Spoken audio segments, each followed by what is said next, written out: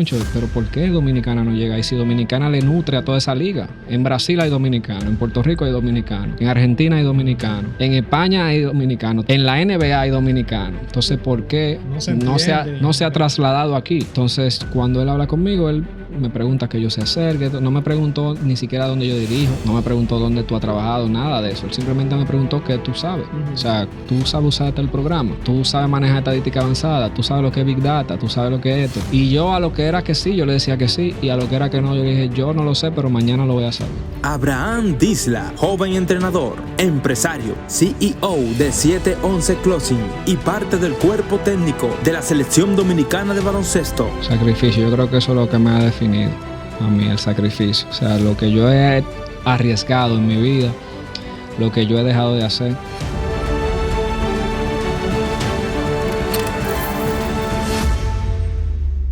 Abraham Disla, entonces, ¿cómo te inicias tú en lo que es el baloncesto? Bueno, yo me inicio en el baloncesto gracias a un jugador que se llama Felipe Brea, alias McKay, en San Cristóbal. Él era de esos jugadores carismáticos de la provincia. Incluso hay un debate de que si él es el mejor en la historia allá en San Cristóbal. Y él vivía justamente cruzando la calle, como quien dice. Entonces, él recogía a todos los muchachos del barrio y le daba práctica en un colegio que se llama el Colegio San Rafael. Ahí entonces los sábados íbamos, jugábamos ahí ya, pero de una manera que él no simplemente nos ponía a jugar, tú sabes. Bien. Y jugábamos. Y un día yo fui al poli, allá de San Cristóbal, lo vi jugando y me volví loco con él. Entonces ya ahí cuando se hacía ese enlace de McKay, la práctica de los sábados, ¿y dónde está el Club Los Buitres? Y ahí yo llegué al Club Los Buitres en San Cristóbal, que es el club de él y que es mi club inicial desde los 10, 11 años que yo llegué a jugar ahí. Pero el amor por el baloncesto y que yo empecé a jugar fue a través de Felipe Brea, que incluso el número 11 yo lo usé mi vida entera por él. Ok. ¿Entiendes? O sea que el número 11 me persigue por todos lados. Eso vemos. Ya Sí. vemos que sí. Pero tú eres nativo de allá, de San Cristóbal. Sí, yo nací en una clínica de aquí, pero viví mi vida entera en San Cristóbal. O sea, yo siempre viví ahí, frente al Parque Piedra Viva, en la Avenida Constitución. Viví ahí hasta los 13 años. Ya después de ahí fue que me mudé entonces a la capital. Pero seguí haciendo vida deportiva allá. O sea, yo aunque vivía aquí, yo iba a San Cristóbal y jugaba. O sea, jugué toda mi categoría menor. Tierra de Yacel Pérez. Eso iba a mencionar. Sí. ¿Verdad que sí? No, San Cristóbal ha dado muchos jugadores. muchos jugadores De la actualidad, Rigoberto, Sí, Vikingo, sí. Jonathan Araujo. Incluso con Vikingo jugué juntos. Jugamos en contra, categorías menores. Con Jonathan Araujo también. O sea, somos contemporáneos. Jonathan es más joven, pero Rigoberto y yo sí somos contemporáneos. Ok. Tongo Corporán también, que ha jugado mucho El allá Tongo. en Los Alcarrizos. Sí. Y es una buena ciudad. El baloncesto de San Cristóbal es... Le debe mucho República Dominicana. No, e incluso la fanaticada. O sea, Exacto. mira cómo los Titanes se ven esos juegos de los Titanes. Ese también es imponente. ¿Me entiendes? O sea, cuando tú vas a la cancha, no sé si ustedes han ido a un juego en San Cristóbal, tú ves la diferencia. Sí. O sea, pero hasta perdiendo, o sea, Sí. celebran y le dan un ánimo y una vibra a ese Y equipo. se habla mucho del TBS de San Cristóbal. Sí, aunque el superior de San Cristóbal ha bajado un poco, o sea, ha menguado en realidad, el fanático sigue su misma esencia. Entonces trae toda esa mística de cuando los constituyentes, de la Sí. época de Lidova. Y son gente que viven el baloncesto. O sea, el san cristobalense, cuando hay época de superior, espera su domingo a las 12 para coger ir para allá. al poli, para luego ir para el parque a beber. Y esa gente tiene esa mística, tú sabes. Yo Ok. crecí, yo que me crié frente al parque, yo crecía que yo veía a todos esos tipos después de los domingos, la tarde entera ahí al frente en el parque. O sea, iban los jugadores, los fanáticos. Y en San Cristóbal se vive el baloncesto. Y eso se refleja en la liga, como dije. Y Abraham, ¿y cómo entonces tú fuiste creciendo luego en el basquetbol? Que llegaste a jugar a superior, llegaste también a reforzar. Háblame de esa experiencia. Bueno, yo jugué toda mi categoría allá, en San Cristóbal. Creo que soy de los pocos jugadores que han podido jugar nativo en dos lugares al mismo tiempo, de manera simultánea, que fue aquí en el distrito. Yo jugué del NACO, Sí. que me mudé aquí en el NACO y yo, ¿y dónde juegan baloncesto? ¿Dónde juegan baloncesto? ¿Dónde juegan basquetbol? Y me dijeron, no, ahí en el club. Pero ya tú sabes, un club cerrado. ¿Y dónde que está el club? ¿Dónde que está la cancha? Exactamente. Y me pasé preguntando, ahí iba al Olímpico, jugaba allá, me hablaban de diferentes clubes, pero yo como no sabía andar en la capital, yo no sabía llegar a ningún sitio. Hasta que un tipo me dijo, mira, el Club Naco está doblando allí y allí. Y yo, pero yo le había pasado esto por el lado, pero no sabía porque era un sitio cerrado. Tú no veías la cancha. Exactamente. Entonces ahí yo llegué y pregunté, ¿dónde está el club? ¿Dónde se practica? Y llegué, ahí me dijeron, no, entrando. Y cuando entré, ahí vi, yo recuerdo, un torneo navideño. Y ahí fue que yo vi, creo, si no me equivoco, a Fabiel y Bambino, que son de allá de los Alcarrizos. Fabiel y Bambino, del CUP. Exacto. Fabiel y Bambino eran las estrellas del equipo, digamos infantil, creo, en esos tiempos. O sea, cuando ellos tenían 16 años. Y estaban jugando un torneo navideño. Y era Fabiel, Bambino, el dirigente era Julio Doñé. Sí. Joel estaba, creo que en infantil intermedia. Okay. Pero Fabiel y Bambino jugaban infantil. Y cuando iba el juvenil después también jugaban el juvenil. O sea, eran tipos que dominaban todos esos torneos, ¿entiendes? Sí. Y luego también practicaban con el superior y los pre. Entonces ahí yo decía, concho, vi a estos muchachos. Pero yo estaba muy pequeño, yo tenía 12, 13 años. Y luego llegué a jugar con ellos, creo que un juvenil, pero ya después con el tiempo. Y ahí fue que entonces yo dije, pero aquí se juega baloncesto entonces. Y me uní al equipo del club. Ya yo le dije a Joel Esteves, que era el de mi categoría. Recuerdo como ahora le dije, Joel, yo juego baloncesto. Venga en enero, que ya vienen las vacaciones.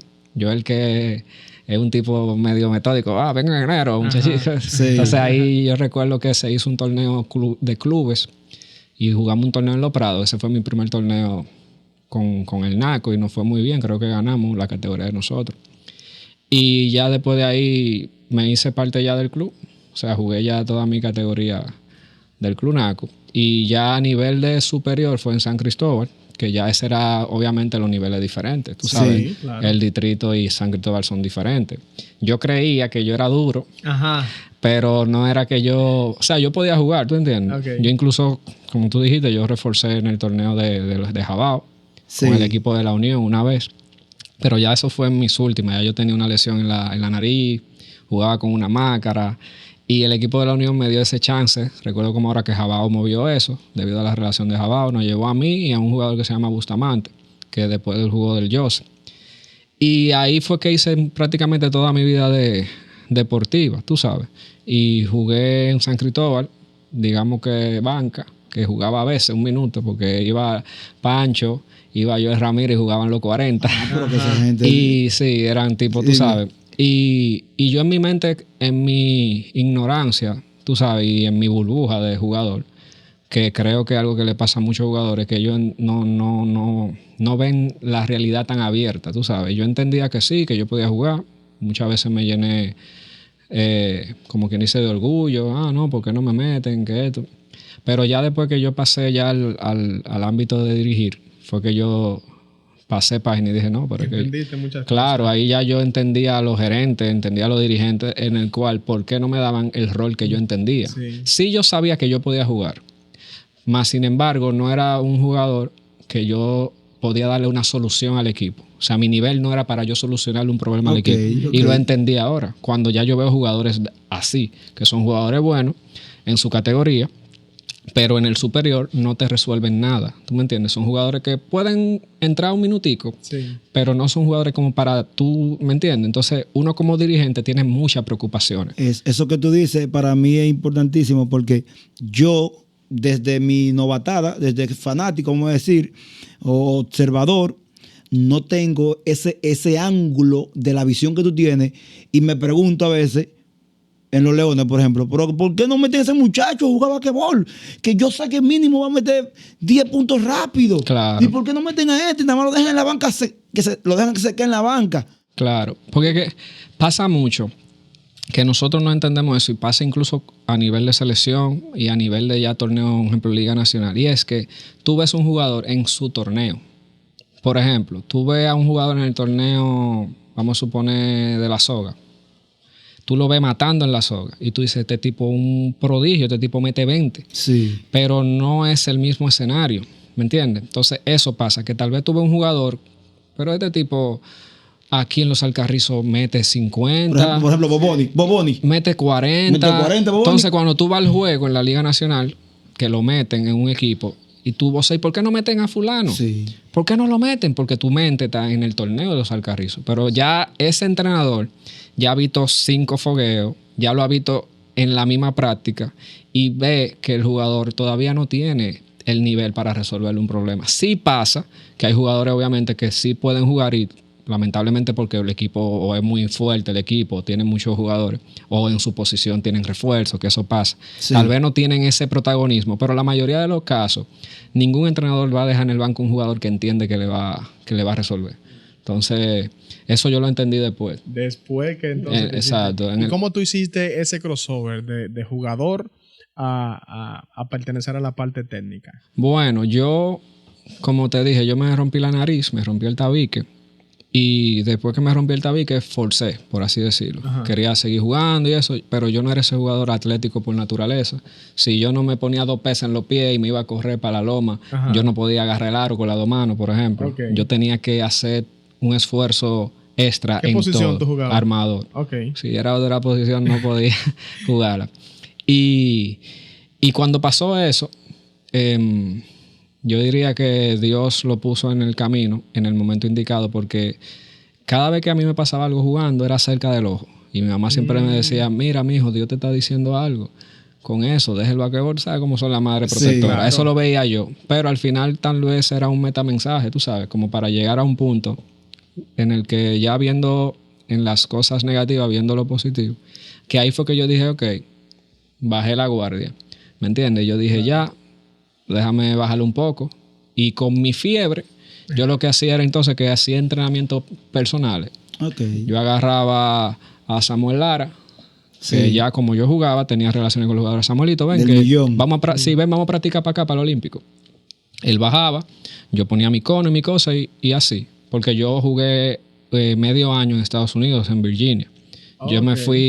Yo me fui a jugar high school allá, medio año.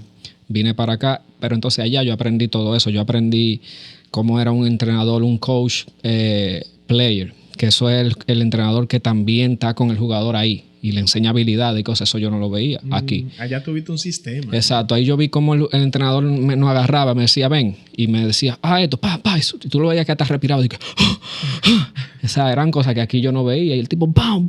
Y tú eras como que tú te engranojabas y tú, mira, sí, ¿qué es esto? Y el tipo, ven, un counter, 1, 2, in and out.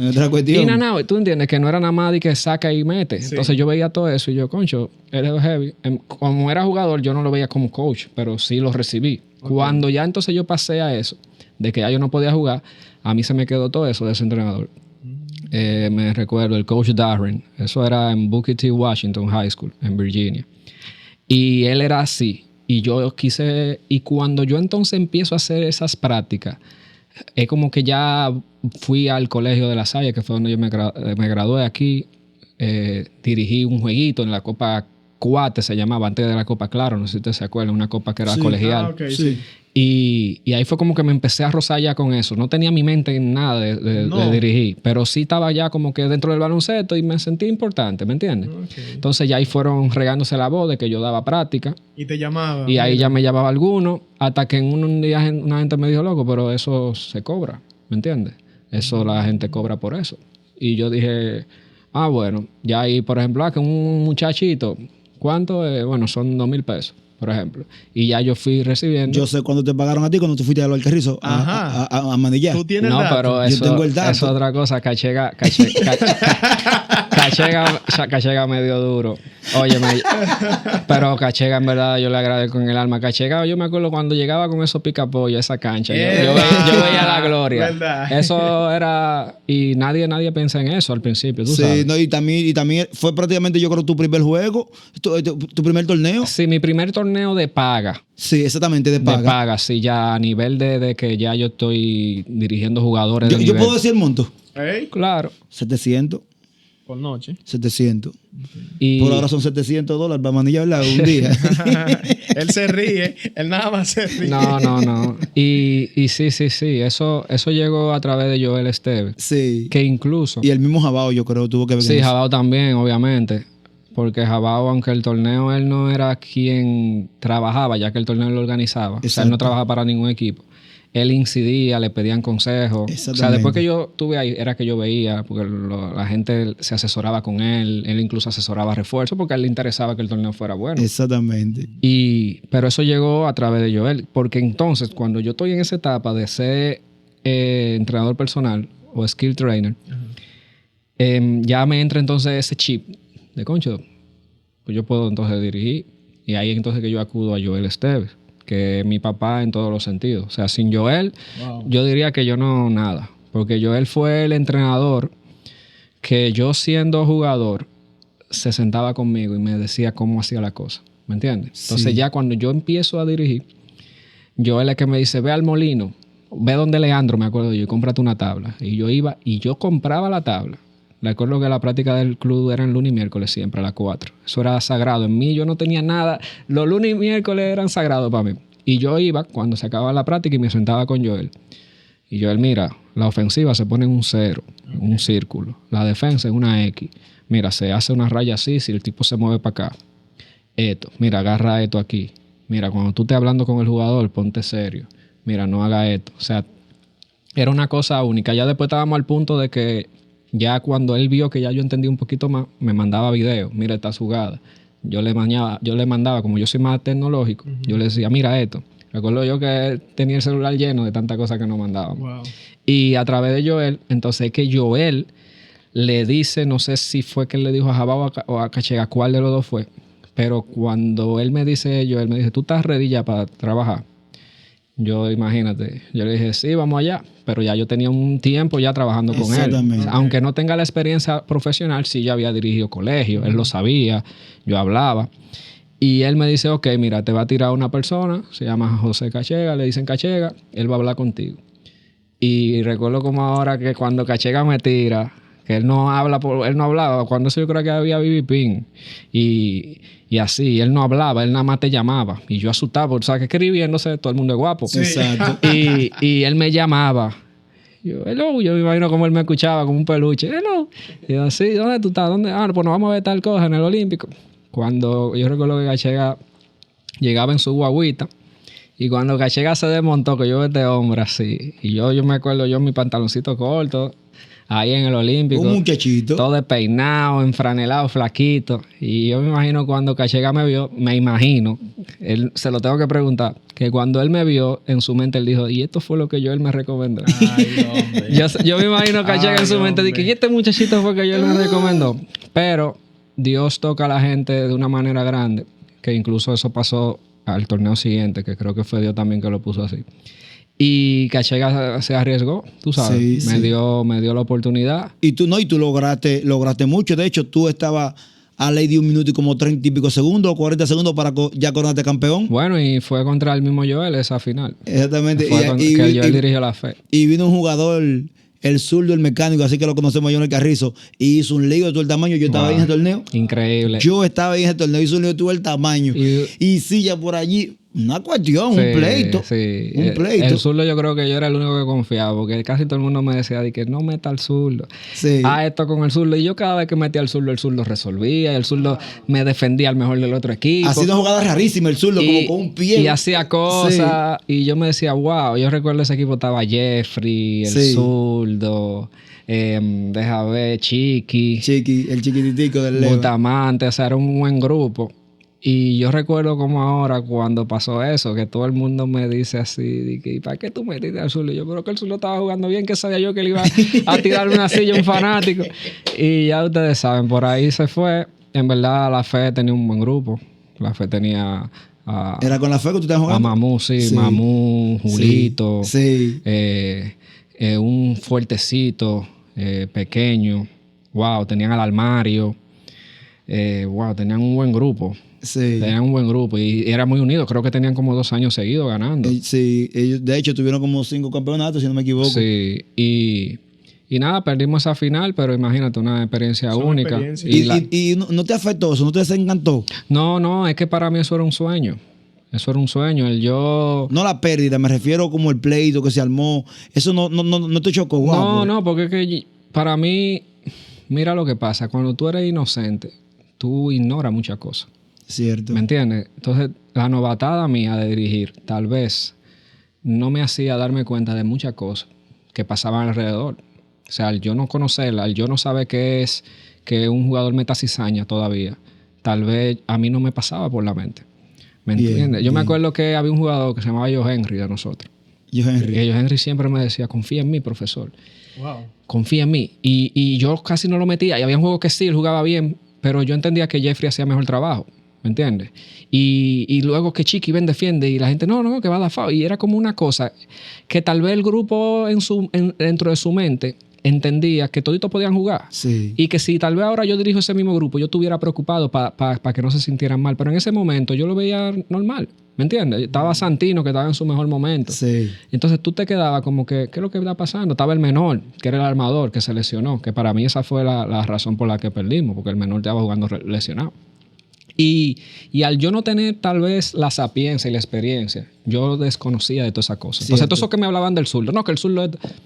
Yo nada más metí al que me ponía a producir. Al que te resolvía. Y tal vez por eso el grupo jugó y creo que cuando ese tipo de cosas pasan con respeto, yo creo que Dios hace que el grupo nunca se te vaya.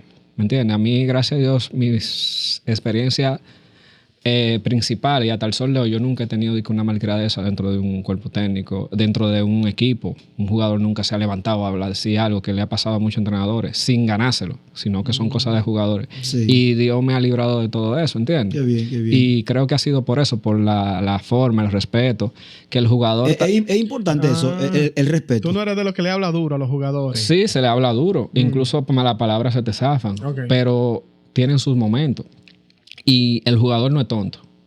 ¿Me entiendes? El jugador no son estúpidos. Los jugadores saben cuando tú le estás hablando con base. Okay. Y saben cuando tú lo estás corrigiendo porque necesitan corrección. Hay jugadores que tú le hablas duro, mal, y cuando se acaba el juego te dicen gracias.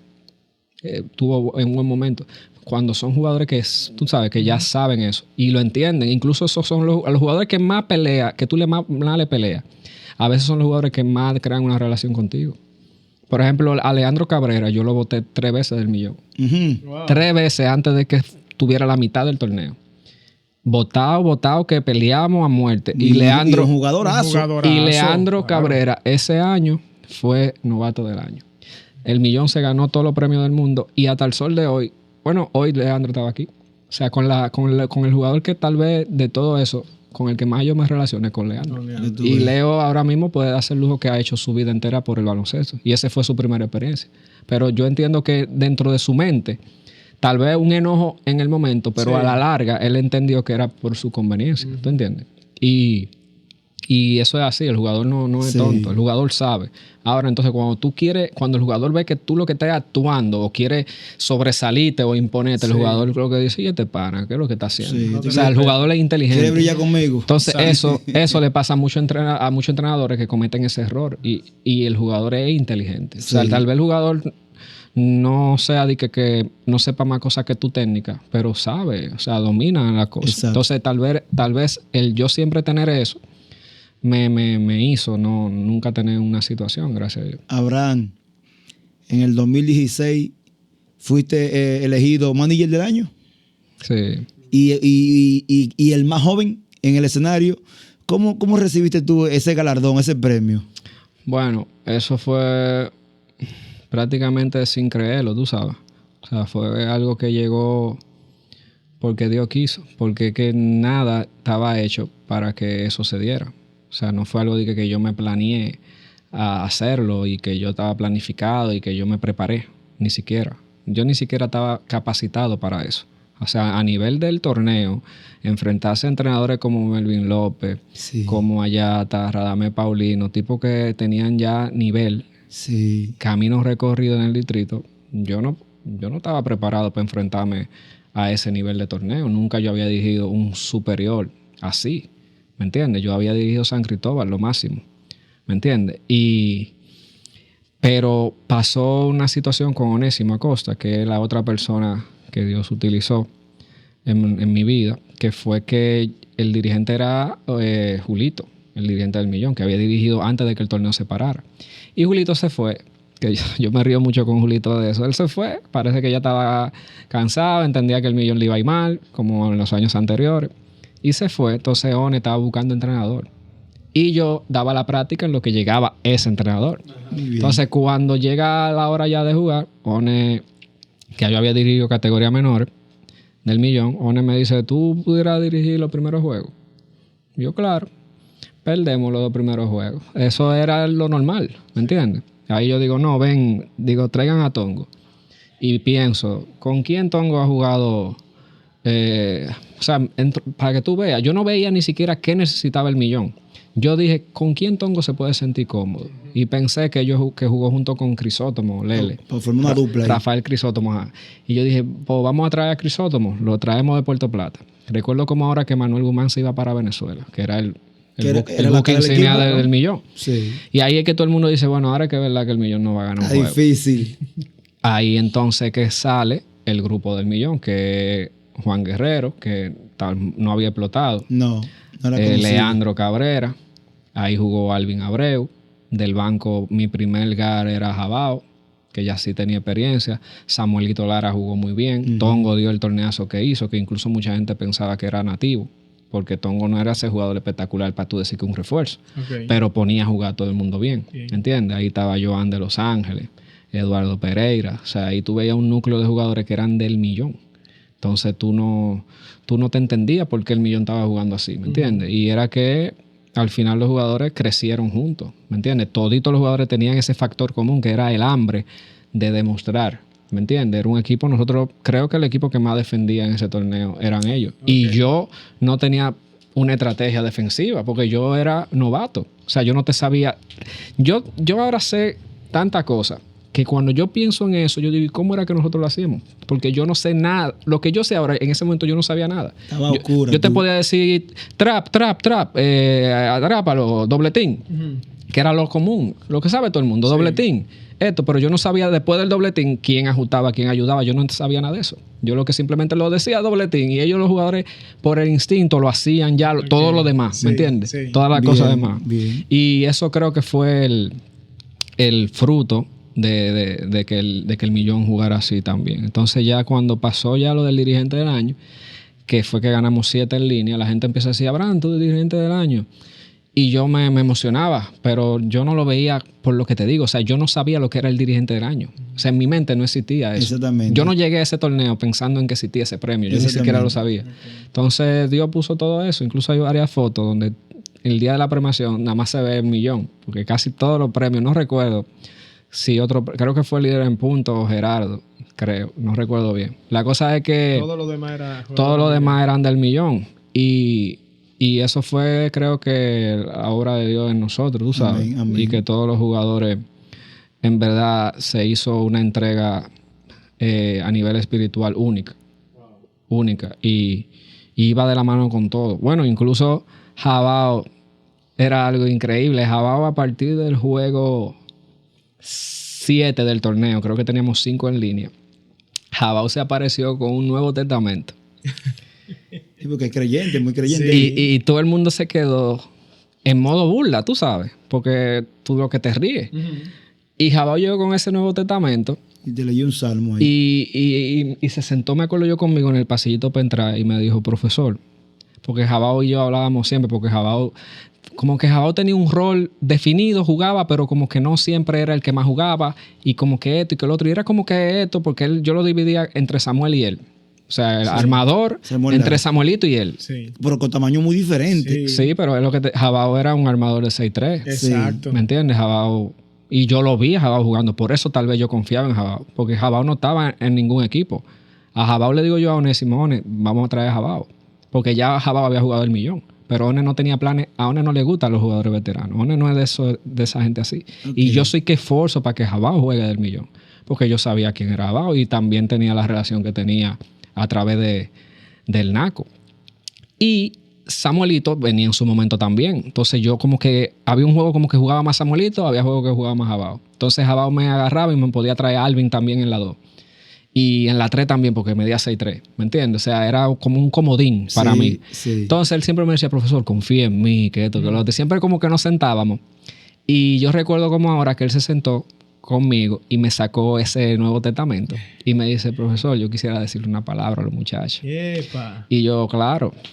Después de ahí, ese Nuevo Testamento siempre estuvo ahí. Y Jabao en el camerino le decía, muchachos, yo quiero darle esta palabra. Algunos lo cogían a chiste, pero es parte de lo que yo te digo. Cuando tú entonces das la palabra, tú no sabes quién está en una esquinita escuchando. Exactamente. ¿Me entiendes? Aunque tal vez algunos se burlen, tú no sabes a quién le cayó esa palabra bien.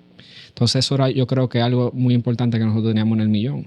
Que nadie sabía lo que estaba viviendo Leandro en su casa ese día. Nadie sabía lo que tal vez Alvin Abreu con su familia afuera vivía. Que fueron situaciones que después yo me enteré. Que jugadores se agarraban donde mí y me dijo, concho, gracias. Y eran por palabras que se daban, que tú no lo hacías a propósito. Era como que así. Nosotros fuimos, creo, que el primer equipo que se arrodillaba en la cancha.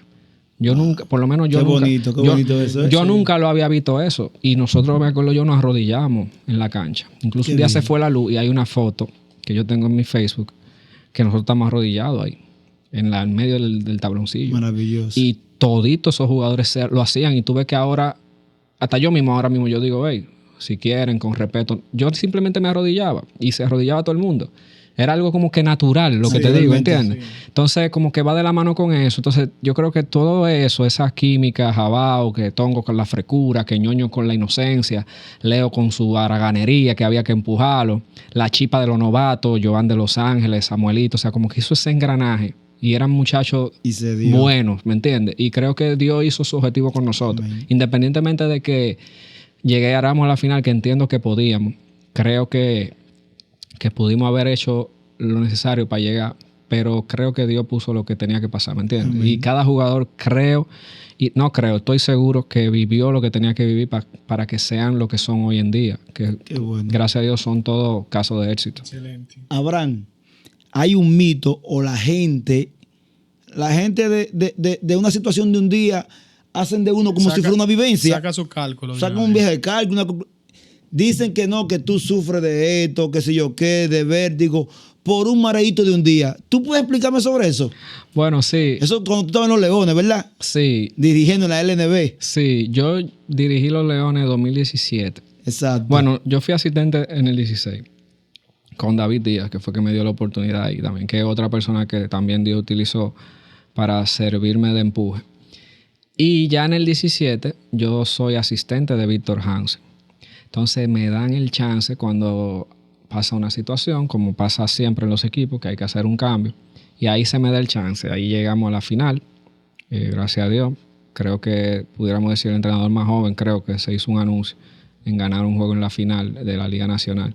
Al año siguiente, yo me voy a México, antes del torneo. Recuerdo como ahora 2018. Yo quedo campeón en México. ¿Qué pasa? En México a mí me empieza a pasar algo que se llama brucismo, que es que tú muerdes los dientes durmiendo de manera normal. Tú aprietas mucho los dientes. Y yo no sabía qué era. A mí el miedo, yo me levantaba con dolores de cabeza, el miedo me subía la presión, que esto, que lo otro. Bueno, la cosa es que yo llego y yo ni me atiendo. Yo me acuerdo que ya la práctica había empezado en los Leones. Y nada, todo normal. Cuando empieza el primer partido, yo siento que la cabeza se me está explotando y me da un mareo. Y nada, yo no pude dirigir ese partido. Ya yo me empiezo a ver y eso. En el transcurso del torneo, yo intento, pero yo sigo con el brucismo. Yo todavía no lo he sanado. El yo apretar la mandíbula me inflamaba esta área, que es el área del oído y eso, y es el equilibrio. Me seguían los mareos. Al final yo entraba, dirigía y salía. Entraba y dirigía. Al final dije, no voy a seguir en eso. La cosa fue que acabando de hacer el torneo, una odontóloga, amiga de mi mamá, me dice, ven acá, tú cuando tú estás durmiendo, ¿tú sientes que tú aprietas los dientes? ¿Tú sueñas que tú aprietas los dientes? Y yo, pero todos los días yo sueño eso. Me dijo, ya yo sé lo que tú tienes. Me hizo una plaquita. Yo duermo con mi plaquita, que después que la tuve veo que hay mucha gente que le pasa eso. Y ya, más nunca eso me ha pasado. Yo después de eso dirigí en La Romana, dirigí el mismo Millón. Y he dirigido en diferentes lugares. Tú sabes, volví a México.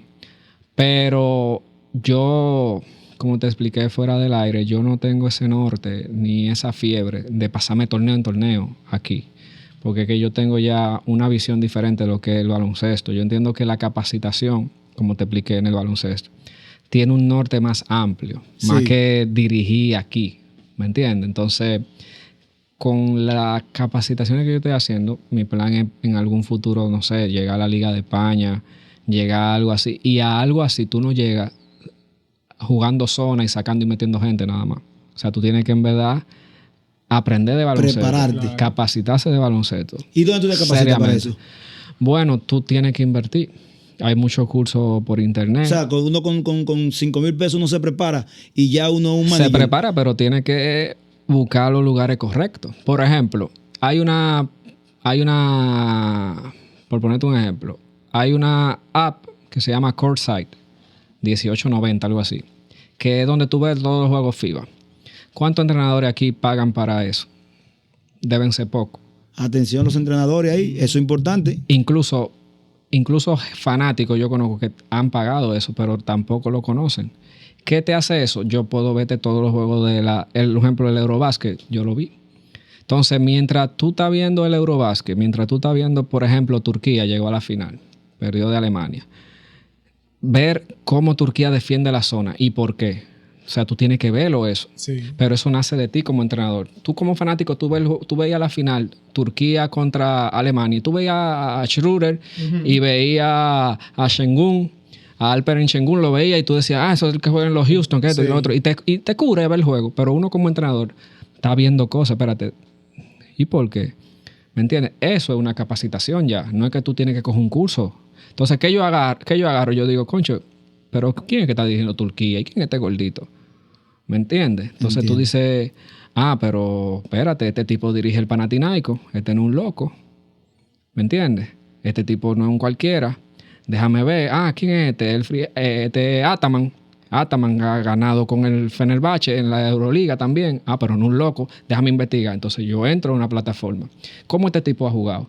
Pero en tal equipo él también usaba zona. Entonces ya tú dices, pero ese entrenador usa como herramienta la zona.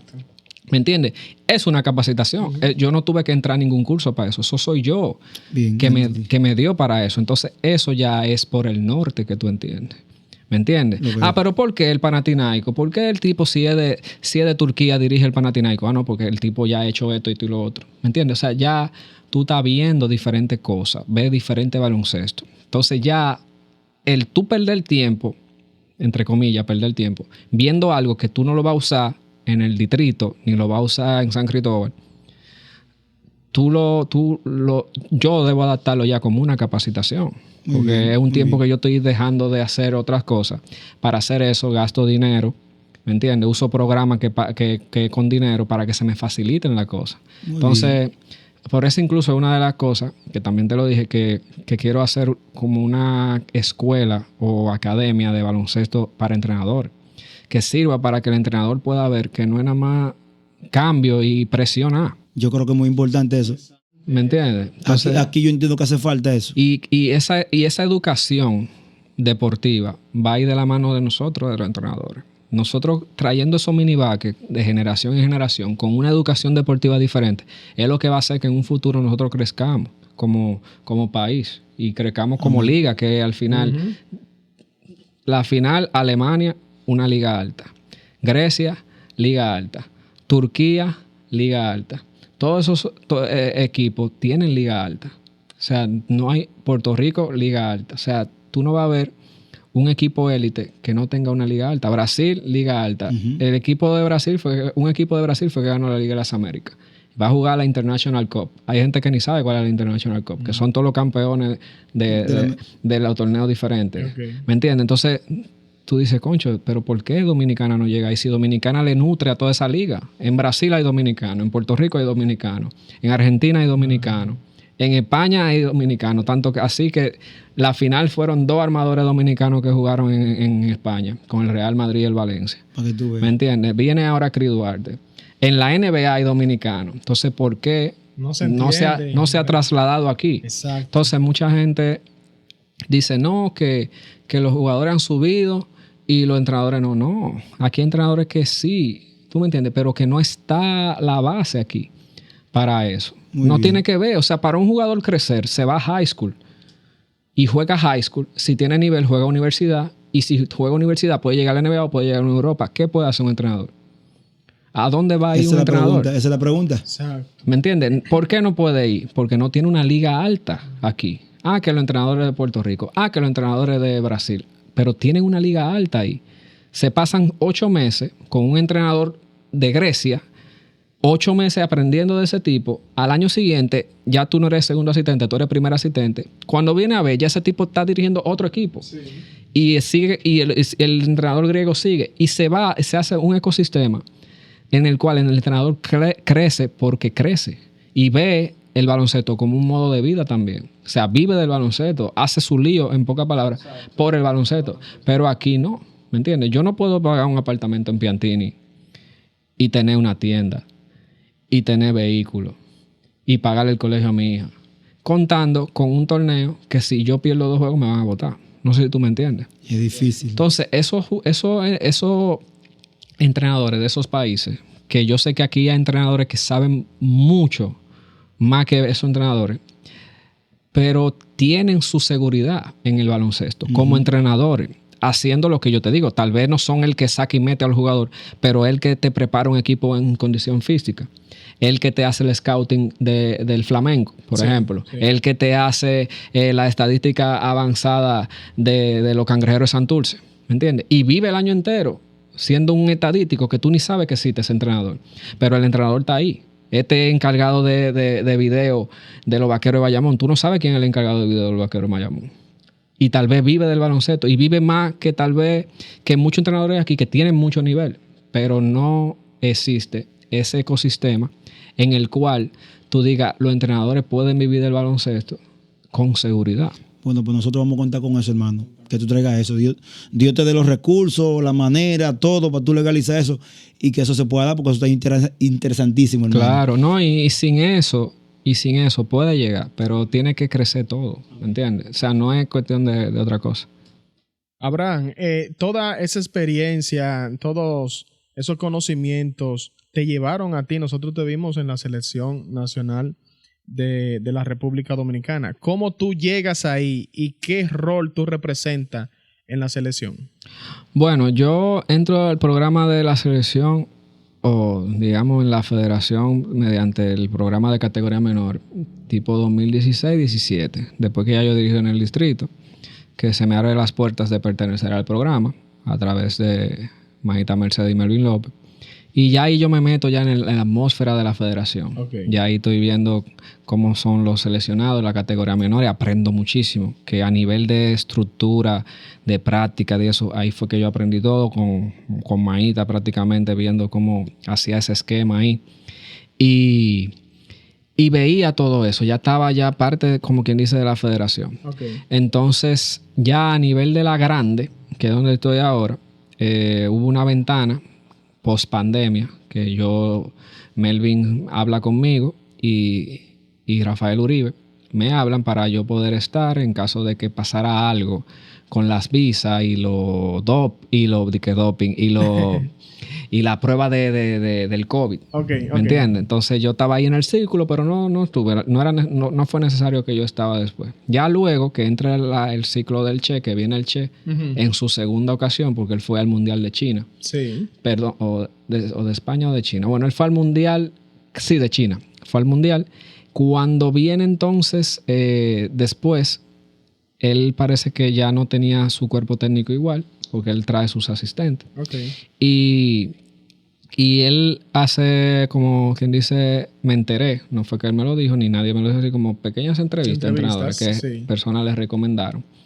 Entonces, cuando él habla conmigo, él me pregunta que yo sé hacer, que no me preguntó ni siquiera dónde yo dirijo, no me preguntó dónde tú has trabajado, nada de eso. Él simplemente me preguntó qué tú sabes. O sea, tú sabes usar el programa.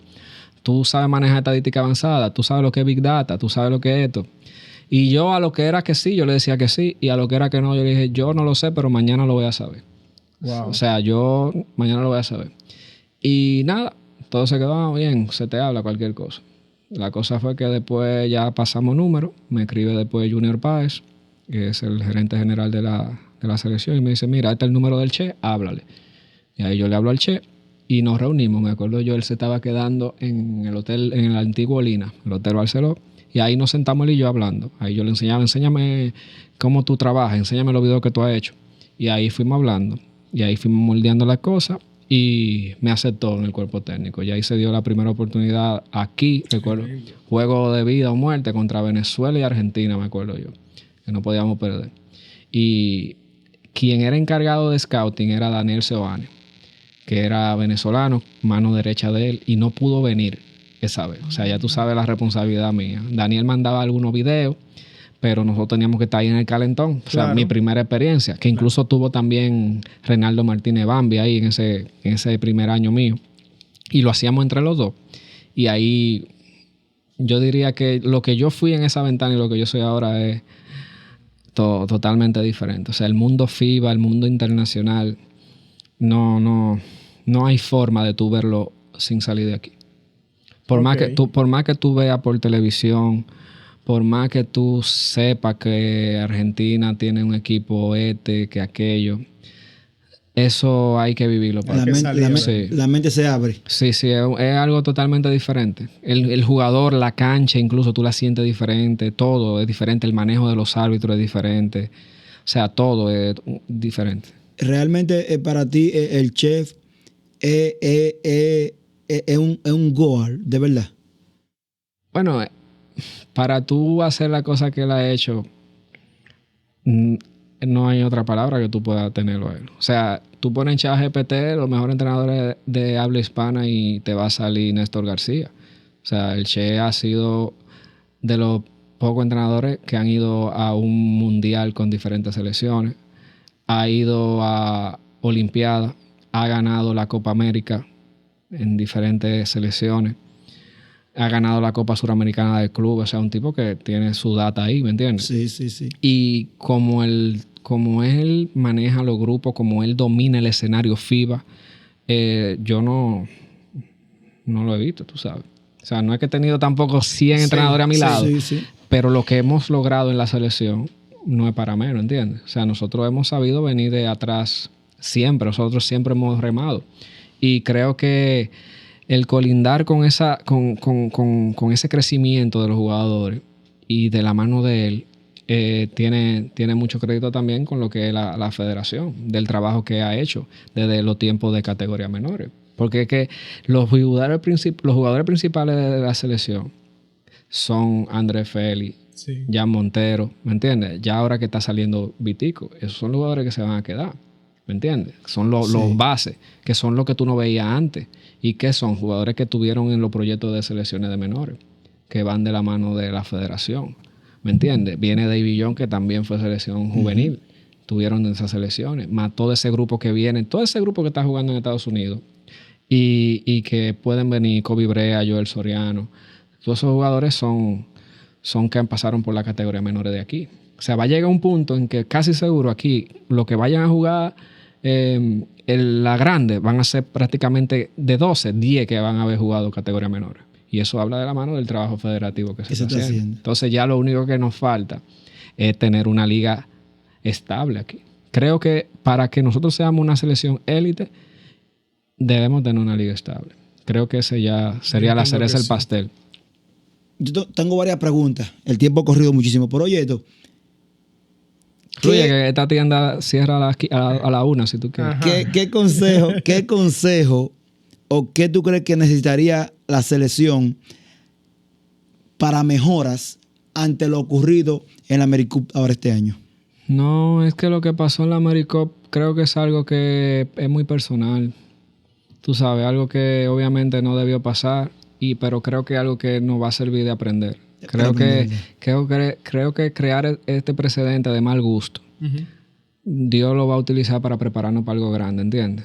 Amén. De que pasó en la AmeriCup, un torneo que no nos lleva a nada, simplemente la Copa América, pero tal vez nos va a poner en una situación mundialista donde por esta situación lo vamos a poder sobrellevar, ¿me entiendes? David Jones se disculpó, aprendió de eso, es un jugador que yo sé que se va a establecer en la mejor liga del mundo, ¿me entiendes? Entonces creo que eso va a servir de crecimiento. Creo que obviamente no debió pasar, pero creo que como federación ya se está tomando todo eso como aprendizaje y ya creo que la federación siempre va a seguir en constante crecimiento como lo ha hecho. Creo que el esfuerzo que ellos hicieron de tratar de llevar todo los caballos, porque ahí se hizo el esfuerzo para llevar a Karl Anthony Towns, ¿me entiendes? A una AmeriCup, que se supone que el AmeriCup es un torneo por simplemente de gloria de América, pero no por nada. Y la federación se fajó para que todo ese tipo tuvieran, ¿me entiendes? Entonces, nosotros aprender eso, creo que va a servir de mejoría para todos. Y podremos ver, porque todo fanático del baloncesto que sigue la selección, ve el talento que hay por ahí y no lo estamos viendo incluido. Podremos nosotros los dominicanos, ¿entiendes tú? Poder contar con una selección completa, que Karl Anthony Towns, que Chris Duarte, que Lester Quiñones, que los demás jugadores que están subiendo. Sí, yo entiendo que sí. Creo que sí. Y fíjate que el Mundial, por ejemplo, tal vez con Chris Duarte otra cosa hubiese pasado. Sí. Un ejemplo, Justin Minaya estaba practicando aquí, se lesionó en un fogueo aquí. O sea, lo único que faltaba era Chris en ese momento. Entonces, y los jugadores que están ahora, como te dije, Kobe Brea, RJ Lewis, Yasser Lendelborg, entre otros, para que no se me quede, son muchos jugadores con muchísimo talento. ¿Entiendes? David John teniendo un contrato two-way se fajó aquí y mira lo que pasó ahora en la AmeriCup, por ponerte un ejemplo, que tal vez le hubiese dicho, no, yo voy a descansar o voy a irme a trabajar. Cierto. O sea, hay una entrega. Sí, claro. Y creo que en un momento va a pasar eso, que todo el talento dominicano se va a combinar. El sueño de todo dominicano. Sí. Según la experiencia tuya que tienes en esto del basquetbol y ya tú has visto tantos torneos, ¿qué tú crees que hace falta en el torneo más importante de aquí de República Dominicana, que es la LNB? Que los estadios no se llenan, a menos que no sean, si es tal equipo con tal equipo en la casa. ¿Qué tú crees que hace falta para que esa chispa, para que esos estadios se llenen desde que arranque el básquet? Bueno, mira, te lo voy a resumir fácil. ¿Dónde tú quisieras trabajar? ¿Al lado de tu familia o lejos de tu familia? Me gustaría estar al lado de mi familia. ¿Tú crees que si esos jugadores que juegan en Europa, que juegan en ligas de aquí de América, si tú le dices a esos tipos, mira, eso que tú te estás ganando por ahí, Lo voy a dar aquí. por lo menos el 90% te lo voy a dar aquí. Se quedan aquí. O te lo va a ganar 8 meses aquí. Se quedarían aquí. Si los jugadores de nivel jugarían aquí, todos los estadios se llenarían. Se llenan seguro, porque aquí lo que más hay es fiebre de baloncesto. Sí. Pero si la liga, lamentablemente, porque no es culpa de la liga, o sea, es como es todo, porque la liga sin dinero no te lo puede dar. Es como el recurso que no está. Es un engranaje de tantas cosas que no te pudiera decir una, ¿me entiendes? Pero sí, o sea, hasta que eso no exista, o que hay un sacrificio, que no va a pasar, un sacrificio, los jugadores no te van a decir en un momento, miren, ganen la mitad y vamos a jugar 2 meses más. No va a pasar eso, porque el jugador también tiene sus deudas. Sí. Entonces, son tantas cosas que se pudieran dar para que se diera. Pero para mí, que no haya una mejor liga es esa. De que no existe ese sustento para que esos jugadores, por ejemplo, Rigoberto, que te diga Rigoberto, no, yo no voy a ir para México. Cuando allá te va a jugar 6 meses. Y aquí un torneo dura 2 y medio si tú llegas a la final. Sí. Entonces, eso es lo que pasa. O sea, incluso por eso ustedes están aquí en esta tienda. ¿Me entiendes? Porque el torneo del distrito te dura 1 mes y medio, la Liga Nacional te dura 2 meses. Entonces, ¿qué tú vas a hacer los otros meses? O sea, nosotros, por ejemplo, en mi caso, yo entendí eso muy temprano. Yo dije, no, yo tengo que hacer otras cosas. Entonces, los jugadores que su talento es el baloncesto, ¿qué hacen? Pues entonces se van a otro lugar. Por ejemplo, ahí está el caso de Jerry Mato. Mira cómo eligió irse a Uruguay mejor. Exactamente, y así hay otros. Disla, era un empresario, hermano. Una de las marcas que se está estableciendo aquí en Dominicana y hasta fuera del país como una marca criolla y de calidad. ¿Cómo tú te inicias con esto de esta tienda y ahora con esa marca 711 Clothing? Bueno, mira, 711, lo primero que pasa con 711 es que yo estaba cansado de ver cosas réplicas en la calle. Yo estaba cansado de ver que Lycra Pro Combat con la Nike aquí abajo. En la NBA, cuando tú ves la Lycra, tú nunca ves el logo de la Nike. Fíjate. No se ven los logos, son plain. Si cuando tú te pones a ver fotos, muy difícil, la tienen aquí arriba. Las franelas NBA, tú ves que aquí hay algunas que tienen los logos aquí abajo de la tetilla, así, que la venden réplica. Y no está mal que la gente compre sus réplicas. Pero yo que ya he visto cosas, y yo que vendía tenis, o sea, vendo tenis, yo tenía que esperar que la Nike, que en una página, que esto, rebajaran un artículo. ¿Me Para poder entiendes? tenerlo. Yo para ponerme un body, yo tenía que esperar que tuviera en descuento, porque te valía $30, $25 original. Yo no me iba a poner toda esa réplica, ¿me entiendes? Entonces yo dije, pero ¿qué tal si hacemos una marca dominicana que sea con cosas originales, hechas de verdad, que yo sepa que la calidad es auténtica, y crear una marca dominicana, ¿entiendes? Entonces de ahí fue que salió entonces 711, con esa intención de tener algo auténtico dominicano, de que el dominicano sepa que aquí hay una marca buena, una marca original y una marca que los representa en cualquier parte del mundo. ¿Por qué 711, hermano? Explícanos esa parte. Sí, ¿qué significa? ¿Qué significa, verdad? Florian. Bueno, mira, 711, bueno, el 711 en mi vida llegó porque el 7 era el número de mi esposa y yo era el 11. Ese fue como que entró a mi vida. Ok. Ya luego, cuando yo pienso en la marca, yo digo, wow, pero el 7 es el número de Dios. Y el 11, ¿qué es lo que es un 11? Son dos palitos iguales. Entonces eso representa la igualdad. Entonces para Dios todos somos iguales. Yo que vengo de abajo como jugador, yo que sabía, yo veía a Joel Ramírez con una venda NBA, yo no me la podía comprar. Porque Joel Ramírez, me acuerdo que conmigo era que pedía la cosa. La rodillera Matt Davis, que él lo puede corroborar. Y yo era que se la pedía, pero yo no me la podía comprar para mí. Entonces, ¿qué es 711? Bueno, el estrella se puede vestir duro, pero también el novato. Entonces, todos somos iguales. Todos podemos usar la misma marca. Algo original. Y es de ahí es que sale entonces el nombre de 711. Qué bien. Entonces tú eres un empresario ya, hermano. Estamos dando la gracia a Dios por todo. En realidad no es fácil. La gente cree que es fácil. Crear una marca no es fácil.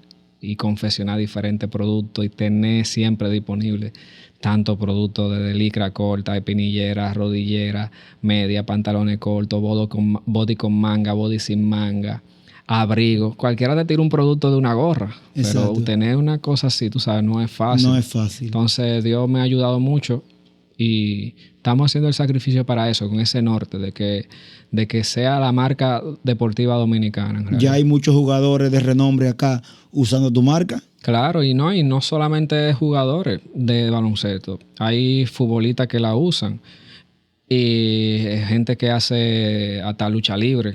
Se la ha puesto porque dice que la tela es chulísima. Gente que lo que ve al gimnasio también la usa. Qué bien, ¿Me qué entiendes? bien. Y tiene calidad. Por ejemplo, a Jan yo le di 2 franelas.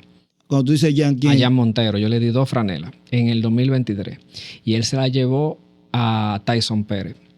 Y Tyson Pérez todavía la está usando.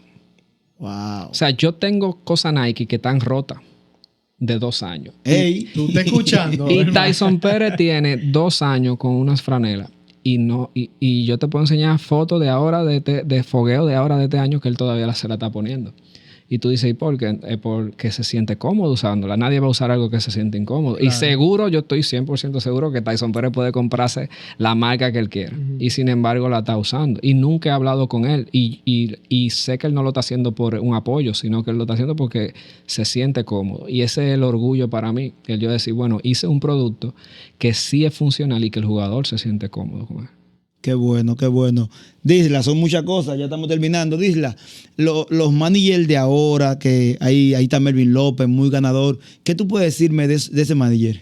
No, Melvin, una biblioteca. Melvin, cuando yo no sabía ver un dirigente, yo veía a Melvin López dirigiendo a los Metros. ¿Me entiendes? O sea, creo, sin lugar a duda, que es el modelo a seguir de todo el entrenador dominicano. ¿Verdad que sí? Porque Melvin, yo lo he visto, no creo, que yo sepa, Melvin, no hay un torneo que no haya ganado en este país, ¿me entiendes? Y ha sido de la mano por eso. Creo que Melvin, incluso Melvin es de los entrenadores que yo he visto que también yo he emulado eso de la capacitación. Creo que en Serbia hizo un curso hace unos años y ha sido también una persona que a través de la federación siempre me hablaba también. Cada vez que aparecía un curso me lo decía también. O sea, una excelente persona y son de los entrenadores que ojalá en algún momento todos nos unamos y podamos, tú sabes, trabajar en común para eso, que incluso él es el presidente del colegio de entrenadores del país. O sea, todas las reválidas, todas las cosas, Incluso este año me Yo dijo, quiero hacerla. claro, hay que hacerla. Incluso este año él me hizo que yo participara para la categoría C. Dame un toque cuando eso salga. No, el hombre tuyo es Jabao y Joel. También. Esos son los Yo le tuyos. dije a ellos, ¿verdad? También. Claro, Que me avisaran. esos son los tuyos. Dísela, wow, qué momento de más chévere contigo, hermano. No, ustedes saben que esta es su casa, la parte 2 cuando ustedes quieran. Si tú fuese a hacer una evaluación de lo que tú eres ahora y de lo que era en el 2015, el 14, cuando tú estabas empezando, ¿qué tú pudieras decir de todo lo que Dios te ha permitido alcanzar? Sacrificio. Yo creo que eso es lo que me ha definido a mí, el sacrificio. O sea, lo que yo he arriesgado en mi vida, lo que yo he dejado de hacer. Tú sabes, yo no eran una, ni dos, ni tres las veces que los amigos míos salían prácticamente a divertirse y yo lo que estaba era estudiando. ¿Me entiendes? Yo no... Gracias a Dios, vengo de un hogar cristiano que nunca me dieron ese libertinaje, tú sabes. Pero yo lo pude hacer. O sea, yo tenía mi vehículo, yo llegué a vivir solo antes de casarme. Yo pude vivir ese mundo y tú no lo vas a ver. ¿Me entiendes? Yo he ido a un bar, yo he ido a un bar, a dos veces al bar de Luis Díaz de Baque Dominicano. Porque el bar es de él y he ido a saludarlo y a beberme agua y jugo de manzana, que él lo puede corroborar. Sin embargo, yo no hago eso y pudiera hacerlo. Y yo creo que el sacrificio que yo he tenido de tal vez no tener una juventud normal, ¿me entiendes? De yo decir, bueno, yo tengo 34 años y hay muchísimas cosas que jóvenes de 25 ya han hecho que yo todavía no he hecho. A nivel de libertinaje, exacto. Creo que lo que me ha llevado en lo poco que yo tengo, porque entiendo que es muy poco todavía, ha sido por eso. Y lo que tengo ahora, el darme el lujo de decir tengo una marca, ha sido de la mano con eso y del enfoque que mi familia ha implantado en mí. O sea, que el sacrificio ha sido todo. Sin duda alguna, yo creo que RD debería sentirse orgulloso con joven como tú, hermano. Gracias. Venir de abajo, sacrificarse, esforzarse. Y hoy tú todavía no estás ni a un 10% de lo que tú te estás proyectando, porque yo sé que esa marca va en grande. De verdad, felicidades. Amén, gracias. No, tú sabes que tú eres un club aquí. Amén. De verdad, muy agradecido que tú nos permitieras estar acá en tu casa, hermano. No, gracias. Y bendecido. No, gracias a ti. Y de verdad, el proyecto es chulísimo. Amén. He visto las entrevistas anteriores, vi los cortes de Julito. Sí. Y muy chulo todo. En verdad, Dios siga prosperando siempre el trabajo de ustedes y la consistencia es la clave. Ojalá que la gente quiera suscribirse al canal ahí y darle a la campanita. ¿Cuál es la cámara mía? Esta ahí. Miren, el que mande una captura de pantalla diciendo que se suscribió, tiene descuento aquí en la tienda. Nada más tiene que mandar la captura diciendo que se suscribió y ya me comprometí con eso. Por eso te agradece inmensamente. Wow. Óyeme, ya para concluir, para ti, ¿Jordan o LeBron? Es que yo no respondo. Jordan es emoción. Ajá. ¿Tú me entiendes? Jordan... Magia. Sí, lo que Jordan hizo que la gente viviera, LeBron lamentablemente no lo va a hacer. Oh my God. Porque es que Jordan llegó en un momento donde él fue pionero, donde él dominó cosas que la gente no estaba acostumbrada a ver. Entonces, la emoción que tú sentiste cuando tú viste a Jordan por primera vez, o lo viste en cada final, ya eso no despierta lo mismo que puede hacer lo de LeBron, ¿me entiendes? Ahora, los jugadores de ahora tienen mucho más habilidades. Tú metes a Ja Morant, por ejemplo, en aquel tiempo, y Ja Morant te domina la liga. Sí. Pero lo que Jordan creó en el fanático, lo que él despertó en los niños, en la gente, por eso Jordan es Michael Jordan, por eso el logo de Jordan es el logo de Jordan, ¿entiendes? Sí. O sea que ya yo creo que es una comparación injusta dentro de lo que es la persona, tú sabes, como que el deportista, el atleta. Ahora, tú comparas números y los números tú no se engañan. Sí. Pero cuando tú vas a gusto, quien defiende a Jordan, lo defiende por eso, por lo que sintió.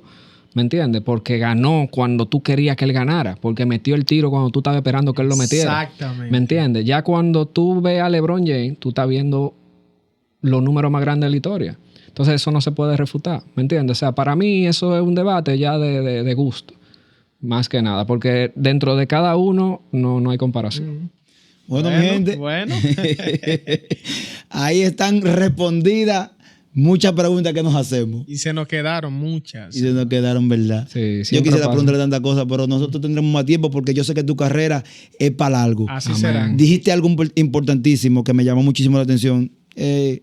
No es que no te interesa que si manilla allí, que si manilla aquí. Tú estás mirando más allá. Claro, no, y si llega la oportunidad, Claro. se hace. Claro que sí. Pero no es que yo lo ando buscando. Yo no me ando de que... Incluso yo te pudiera decir que con el 90% de los gerentes yo tengo excelente relación. Y tú Una no te afinidad. imaginas los gerentes que me han dicho, ¿y cuándo es que yo te voy a poder dar trabajo? ¿Cuándo es que tú me vas a dirigir? Yo le digo, vamos a ver cuando se dé. Porque no ando en eso. Sí me gustaría. Me gustaría dirigir ahora en el distrito. Si Dios lo permite y se da la oportunidad. Tú sabes. Pero no te han llamado aún. Hemos hablado, pero han pasado situaciones, tú sabes. Ok. Yo me operé de una hernia hace poco, estoy en recuperación. Puede ser que ya el mes que viene yo esté mejor.